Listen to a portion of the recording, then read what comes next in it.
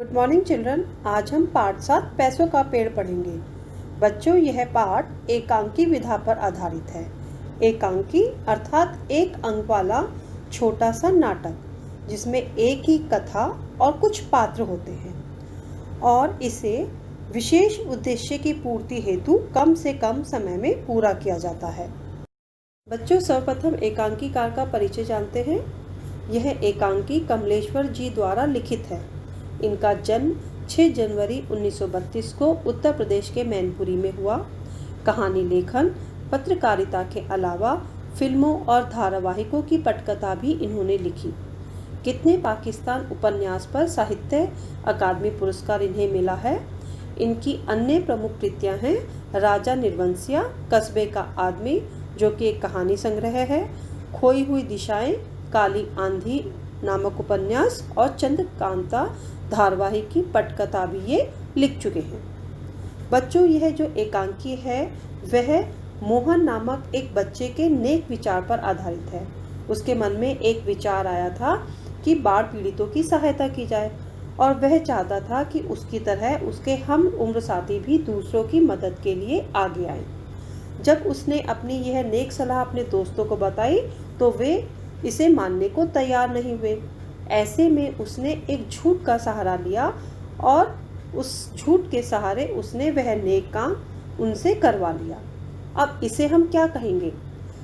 हमारा अनुमान है कि इस पाठ को पढ़ने के बाद आप भी उसे शाबाशी ही देंगे, उसके ऊपर झूठ बोलने का आरोप तो नहीं लगाएंगे। तो चलिए जानते हैं कि मोहन ने अपने दोस्तों से बाढ़ पीड़ितों की सहायता का नेक काम कैसे करवाया। एकांकी के प्रमुख पात्र हैं रीता, विमल, मोहन, वीरू और मिथुन। मंच पर 10-12 गमले रखे हुए हैं और 4-5 बच्चे मेज के इर्द गिर्द बैठे हुए लूडो खेल रहे हैं। तभी मोहन बाढ़ पीड़ितों के लिए चंदा जमा करता हुआ छोटी सी संदूकची और कागज के छोटे छोटे राष्ट्रीय झंडे लेते हुए प्रवेश करता है। उसको देखते ही रीता कहती है कि लो भाई, मोहन आ गया। तो विमल कहता है आओ आओ मोहन, मेरी जगह खेलो। मोहन कहता है कि मैं खेलने नहीं आया हूँ, बहुत ज़रूरी काम से आया हूँ। रीता कहती है कभी खेला भी करो मोहन, हर वक्त पढ़ना और काम करना। तो मोहन कहता है भाई मैं चंदा जमा करने आया हूँ, खेलने के वक्त खेलता भी हूँ। मेरी बात तो सुनो, मैं बिहार के बाढ़ पीड़ितों के लिए चंदा लेने आया हूँ। वहाँ बहुत भारी बाढ़ आई है और बिहार में लोग भूखों मर रहे हैं, उनके तो घर गिर गए हैं और उनका सारा सामान बह गया। वीरू कहता है इतनी भयानक बाढ़ आई है। मोहन कहता है हाँ भाई हाँ, हजारों लोग बेघर बार हो गए हैं, उनके पास खाने के लिए एक दाना तक भी नहीं है और पहनने के लिए चीथड़े भी नहीं हैं। चीथड़े अर्थात फटे पुराने कपड़े भी उनके पास नहीं बचे हैं। तो मिथुन कहता है तो हम क्यों करें भाई इसका इंतजाम? इसका इंतजाम तो सरकार करेगी, हमसे इसका क्या लेना देना। मिथुन की बात सुनकर मोहन उन्हें समझाने का प्रयास करता है कि भाई हमारा भी कुछ फर्ज बनता है। वो कहता है कि हमें भी कुछ करना चाहिए मिथुन, इसलिए हमने एक सहायता कोष बनाया है, जो भी जमा कर पाएंगे उन्हें भेज देंगे। तो विमल कहता है तुम भी मोहन ये बेकार के पचड़े ले बैठते हो, मौज से लूडो खेल रहे थे और तुम पैसे मांगने आ गए, हमारे पास पैसे कहाँ से आए? तो मोहन कहता है अरे तुम्हें घर से पैसे नहीं मिलते?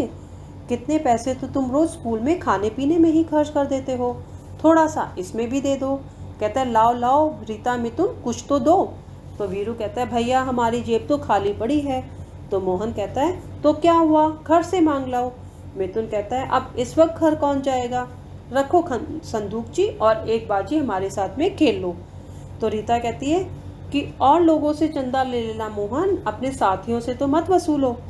फिर मोहन कहता है अरे 2-4 आने नहीं दे सकते? वैसे तो तुम कितने पैसे 8-8 आने जो हैं वो टॉफियाँ खाने में लगा देते हो। मिथुन कहता है खाया हुआ तो अपने पेट में जाता है। तो मोहन कहता है लेकिन तुम्हारा दिया हुआ चंदा तो दूसरों के पेट में जाएगा, गरीबों का इससे पेट भरेगा, वे दुआएं देंगे। विमल कहता है खेलो भाई, ये मोहन तो नेता हो गया है, अब इससे बात करने का कोई फायदा नहीं है। मोहन के मना करने पर सारे बच्चे उदासीन होकर अपने खेल में मशगूल हो जाते हैं और मोहन के दिमाग में एक छोटा सा विचार आता है और इस विचार को जानकर उसके चेहरे पर खुशी छा जाती है और वह भी संदूकची को वहीं पटक कर खेलने के लिए तैयार हो जाता है और कहता है कि लाओ भाई मैं भी खेलूंगा। तो मिथुन कहता है आगे रास्ते पर। ए वीरू तुम ज़रा हटो तो मोहन को खेलने दो। अब मोहन खेलने लगता है और 3-4 बार गोटी फेंक कर एकाएक जैसे उसे कुछ याद आ जाता है। तो रीता कहती है कि क्या हुआ मोहन, ऐसे कैसे बैठ गए? तो मोहन कहता है कि भाई मुझे एक ज़रूरी बात याद आ गई है, मैं ज़रा जादू का काम कर लूँ। अब मोहन के मुंह से जादू की बात सुनकर वीरू कहता है जादू सीखा है क्या? तो मोहन कहता है ऐसा वैसा जादू नहीं, बहुत फ़ायदे का जादू सीखा है, और जादू भी क्या एक मंत्र है। तो मिथुन कहता है मंत्र? कैसा मंत्र है भाई? तो मोहन मंत्र को याद करते हुए कहता है कि इस मंत्र से पैसों का पेड़ लगाया जा सकता है। अब सब उसकी बात ध्यान से सुनते हैं और आंखें फाड़ फाड़ कर मोहन को देखने लगते हैं और लूडो को एक तरफ हटा देते हैं।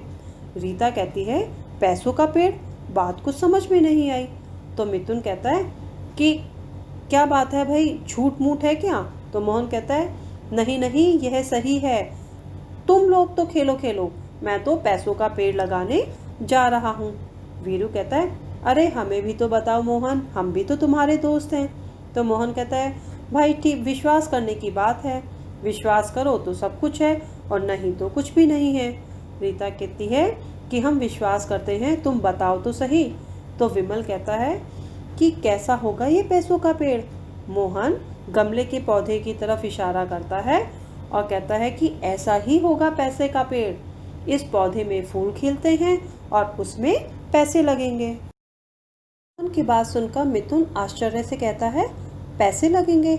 मोहन कहता है और क्या, एक आना बोओगे तो चवन्नियाँ लगेंगी, चवन्नियाँ बोओगे तो अठन्नियाँ लगेंगी और अठन्नियाँ बोओगे तो रुपए लगेंगे।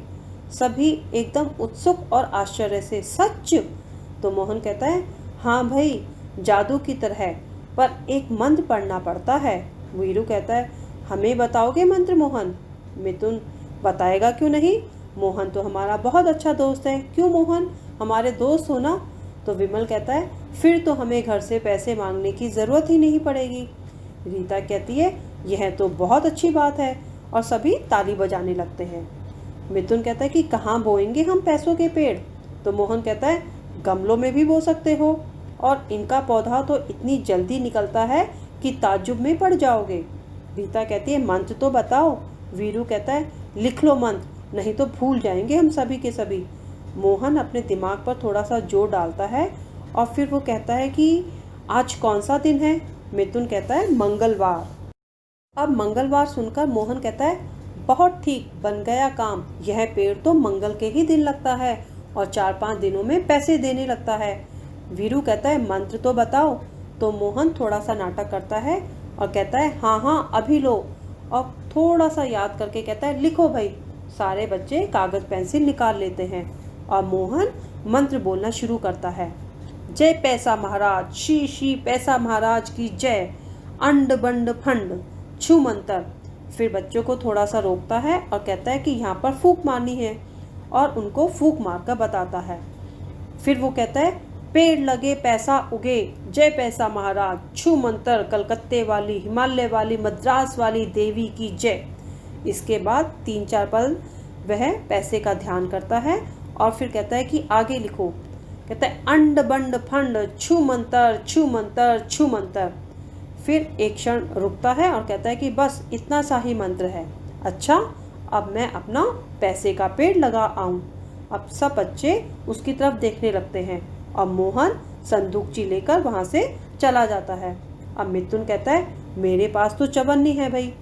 वीरू कहता है मेरे पास तो कुछ भी नहीं है। पैसों के पेड़ की बात सुनकर सभी बच्चे अपने अपने घरों से पैसे लाने की बात करने लगते हैं। रीता कहती है कि मैं मम्मी से मांगकर अभी लाती हूँ। विमल जोर से चिल्लाकर कहता है अठन्नी लाना रीता, मैं भी अठन्नी ले आऊँ। मिथुन कहता है और क्या, जब बोना है तो अठन्नी ही बोएंगे। वीरू कहता है उससे तो रुपए लगेंगे और मैं भी लेकर आता हूँ। विमल कहता है कि पर बोओगे कहाँ? तो मिथुन कहता है रीता से गमले मांग लेंगे, इसके यहाँ बहुत से गमले खाली पड़े हैं। वीरू कहता है ठीक है और सब लोग यही गमलों में पैसे बोए, देखें किसका पेड़ जल्दी निकलता है। और तीनों भाग जाते हैं। मोहन चुटकी बजाता है, फिर वो कहता है कि अब पेड़ लगकर रहेंगे, और उनकी थोड़ी सी आहट सुनकर वो छिप जाता है। इतने में रीता गमला लिए हुए आती है और सब बच्चे एक एक करके गमला लेकर आते हैं। मिथुन, रीता तूने क्या बोया? रीता कहती है अठन्नी बोई। अब मोहन को मज़ा आने लगा। मोहन को अच्छा लगने लगा कि उसके मन में जो बाढ़ पीड़ितों की सहायता करने का जो उपाय आया था वो काम करने लगा। वो छिप कर उन सभी को पैसे लगाते हुए देखता है। अब वीरू कहता है कि मैंने भी अठन्नी बोई है। विमल कहता है मैंने भी। मिथुन कहता है जरा पानी तो ला रीता, पानी तो दे दे। रीता पानी लेकर आती है और सभी बच्चे अपने अपने गमलों में पानी डाल देते हैं। रीता कहती है अच्छा आओ अब चलते हैं।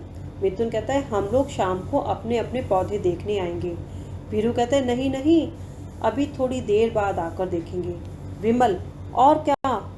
मोहन कहता था कि 4-5 दिन बाद पैसे रुपए फरने लगेंगे, अभी तो चलते हैं। अब जब सारे बच्चे अपने गमले दोबारा देखकर चले जाते हैं तो मोहन, जो कि छुपा हुआ उनको देख रहा था, अपनी संदूकची, कुछ पौधे और झंडे लिए हुए आता है और चारों तरफ देखता है और खुश होकर कहता है कि भाई यह रही करामात, और अपने आप को शाबाशी देता है और कहता है वाह रे वाह मोहन, अब तो बात बन गई। मोहन एक गमले की मिट्टी हटाता है और अठन्नी निकालता है, उसे देखता है, परखता है और अपनी चंदे वाली संदूकची में डाल देता है।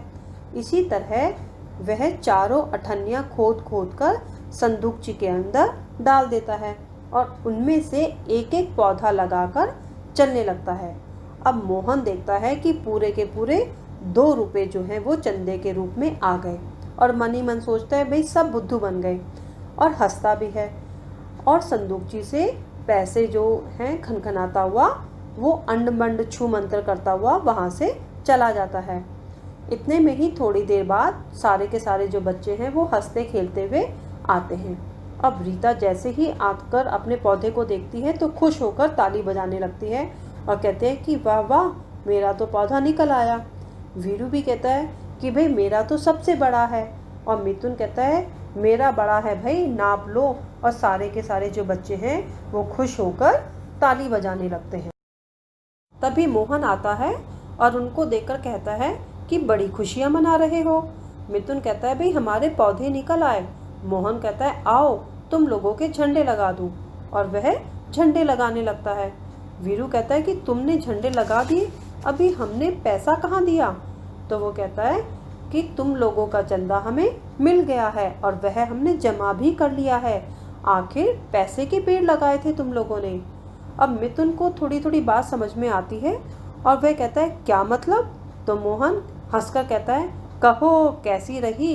अब रीता को भी बात समझ में आने लगती है और वह कहती है तो तुमने हमें चकमा दिया था।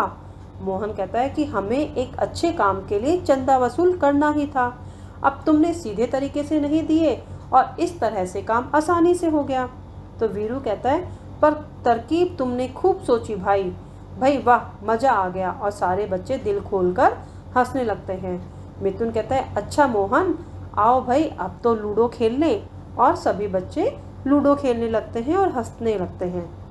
तो बच्चों आशा है आप सभी को नाटक का उद्देश्य समझ आ गया होगा कि भले काम के लिए बोला गया झूठ कभी झूठ नहीं होता, क्योंकि वह दूसरों की भलाई के लिए बोला गया था।